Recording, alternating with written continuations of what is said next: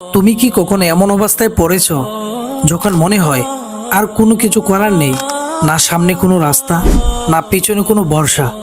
অনেক সময় মানুষ তখন চুপ হয়ে যায়, কেউ কান্না করে, কেউ ভেঙে পড়ে, আর কেউ শুধু আস্তে আস্তে বলে আস্তাগফিরুল্লাহ, আস্তাগফিরুল্লাহ, আস্তাগফিরুল্লাহ। এই কথাটা অনেক সময় শুধু জিকির না, এটা একটা ভরসা ধরে বাঁচার চেষ্টা। আজকের গল্পটা এমন একজন মানুষের যে সত্যি এক সময় একদম ভেঙে গিয়েছিল। ভিডিওটা একটু মন দিয়ে দেখো, খুব বড় কিছু না, কিন্তু হয়তো তোমার অনুভূতিটা বুঝতে সাহায্য করবে ইনশাআল্লাহ। একজন সাধারণ মানুষ, জীবনে একের পর এক সমস্যা, টাকা নেই, সম্পর্কগুলো দূরে সরে গিয়েছে, আর মনে হচ্ছে দোয়াগুলো যেন আর কাজ করছে না। একদিন সে রাতে একা বসে ছিল, কিছু বলার মতো কেউ নেই, শুধু আকাশের দিকে তাকিয়ে বলল, হে আল্লাহ, আমি আর পারছি না, শুধু আপনার কাছে আসলাম। এরপর সে আর কিছুই জটিল কিছু করলো না, শুধু একটা জিনিস বারবার বলতে লাগলো, আস্তাগফিরুল্লাহ, আস্তাগফিরুল্লাহ, আস্তাগফিরুল্লাহ, আস্তাগফিরুল্লাহ। শুরুতে কিছুই বদলায়নি, একই কষ্ট, একই সমস্যা।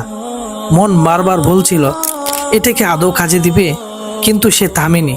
ধীরে ধীরে একটা জিনিস সে টের পায়, সব কিছু না বদলালেও তার ভিতরের চাপটা একটু কমছে। যে অস্থিরতা তাকে ভেঙে দিচ্ছিল সেটা আগের মতো নেই। সমস্যা এখানে ছিল, কিন্তু সে আর আগের মতো ভেঙে পড়তো না। এরপর একদিন হঠাৎ একটা ছোট্ট সুযোগ আসে, খুব বড় কিছু না, কিন্তু শুরু করার মতো কিছু ছিল। তখন সে বুঝে যায় সব পরিবর্তন আগে বাইরে আসে না, কখনো কখনো ভিতর থেকে শুরু হয়। আমরা অনেক সময় ভাবি দোয়া মানে সাথে সাথে সব ঠিক হয়ে যাবে, কিন্তু বাস্তবে অনেক সময় আল্লাহ আগে মানুষটাকে শক্ত করেন, তারপর পরিস্থিতি বদলান। তাই যদি আজ তুমি ক্লান্ত হও, সবকিছু একসাথে গুলিয়ে যায়, একটা জিনিস মনে রাখো, তুমি একা না।